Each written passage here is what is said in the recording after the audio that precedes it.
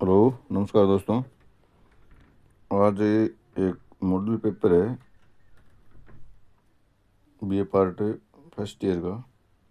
अब आपको पता है कि सेमेस्टर सिस्टम शुरू हो गया है, तो फर्स्ट ईयर में फर्स्ट पेपर होगा, सेकेंड सेम में सेकेंड पेपर होगा, जून में होगा।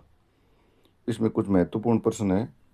पहले तो इस पेपर की 3 यूनिट है, यूनिट फर्स्ट, सेकेंड और थर्ड। अब देखो कैसे पेपर का जो पैटर्न और वेटेज है ना, वो कैसे रहेगा। पहली यूनिट में 10 प्रश्न है, 2-2 नंबर, ये 20 नंबर हो गए। दूसरी यूनिट में 10 प्रश्न है, 5 अथवा वाले, और जो उसमें से आपको 5 करने हैं। एक प्रश्न होगा आपका 8 नंबर का, तो 8×5 = 40, वो हो गए 40, और 20 = 60। 5 प्रश्न तीसरी यूनिट में, जिसमें आपको कोई 3 करने हैं, प्रत्येक प्रश्न होगा 20-20 नंबर का। 60 वो हो गए, 60 और 60 120 नंबर का आपका ये पेपर होना है। और 30 नंबर आपके सेशनल जाएंगे, जो रेगुलर है उनके तो भेज दिए जाएंगे, और जो नॉन कॉलेजिएट है उनको आप जितने मार्क्स लाओगे उस अनुपात में आपको नंबर सेशनल के भेजे जाएंगे। तो बी पार्ट फर्स्ट और सेमेस्टर फर्स्ट है, पेपर फर्स्ट है, जिसका नाम है राजनीति विज्ञान की मूल आधार। ये जो मैं प्रश्न दे रहा हूँ ना, इनको थोड़ा सरसरी तौर से ब्राइटली देख लेना, थोड़ा बड़े रूप में भी देख लेना, क्योंकि हो सकता है छोटा प्रश्न न आके कोई बड़ा प्रश्न आ जाए। पहला प्रश्न है, व्यवहारवाद को परिभाषित कीजिए। अगर 2 नंबर का आता है तो आपको इतना ही लिखना है कि व्यक्ति के राजनीतिक व्यवहार का अध्ययन करना ही व्यवहारवाद है। दूसरा है, उत्तर व्यवहारवाद क्या है। तीसरा प्रश्न है, राज्य का स्वायत्त सिद्धांत क्या है। स्वायत्त सिद्धांत का अगर 2 नंबर का प्रश्न आता है तो आपको इतना लिखना है कि राज्य की तुलना व्यक्ति के शरीर से की गई है, वही राज्य का स्वायत्त सिद्धांत है। चौथा प्रश्न है, लोक कल्याणकारी राज्य क्या है। लोक कल्याणकारी राज्य का मतलब है राज्य झूले से कब्र तक जो व्यक्ति का साथ देता है, उसे लोक कल्याणकारी राज्य कहा जाता है। पांचवा प्रश्न है, संप्रभुता को परिभाषित कीजिए।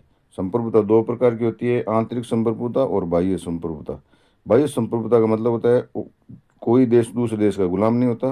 आंतरिक संप्रभुता का मतलब है जो केंद्र सरकार होती है वो और जितने भी प्रकार की शक्तियां हैं उन सब से ऊपर होती है।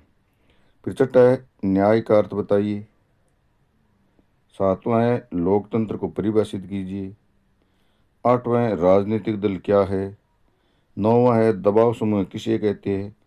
और 10वां है, शक्ति पृथक्करण सिद्धांत को स्पष्ट कीजिए। मतलब व्यवस्थापिका, कार्यपालिका, न्यायपालिका। व्यवस्थापिका कानून बनाए, कार्यपालिका शासन व्यवस्था का संचालन करे, न्यायपालिका न्याय करे, ये एक दूसरे के मामले में हस्तक्षेप न करे, यही शक्ति पृथक्करण सिद्धांत है। यहाँ तक समझ में आ गया। प्रत्येक प्रश्न 2-2 नंबर का है। फिर है यूनिट सेकेंड, इसमें अथवा सही 10 प्रश्न है, 8-8 नंबर का है, 40 नंबर की सेकेंड यूनिट है। तो इसमें पहला प्रश्न है, राजनीति विज्ञान का परंपरागत दृष्टिकोण क्या है। इसका अर्थ है व्यवहारवाद पर टिप्पणी करो। अब देखो आपको अगर ये दोनों आ रहे तो ये आपको ये करना है, ठीक है ना। इन दोनों में से आपको एक प्रश्न करना है, एक प्रश्न है 8 नंबर का।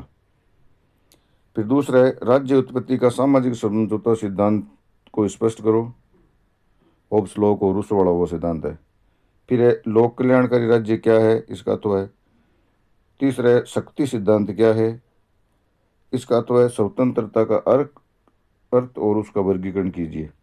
अब देखो स्वतंत्रता, समानता, न्याय, ये सब इनका एक ही वर्गीकरण है। एक आप चार्ट बना लीजिए, वही स्वतंत्रता हो जाएगी, वही संप्रभुता समानता हो जाएगी। एक चार्ट है, उसको याद कर लेना। फिर चौथा है, अध्यक्षात्मक और संस्थात्मक शासन में अंतर बताइए। ये प्रश्न कन्फर्म आएगा, ध्यान रख लेना। ये अगर याद नहीं होता है तो एकात्मक और संघात्मक शासन में अंतर बताइए, ये प्रश्न भी कन्फर्म आएगा। पांचवा है, व्यवस्थापिका शक्ति के पतन के प्रमुख कारणों की विवेचना कीजिए, या ह्रास के प्रमुख कारणों की विवेचना कीजिए।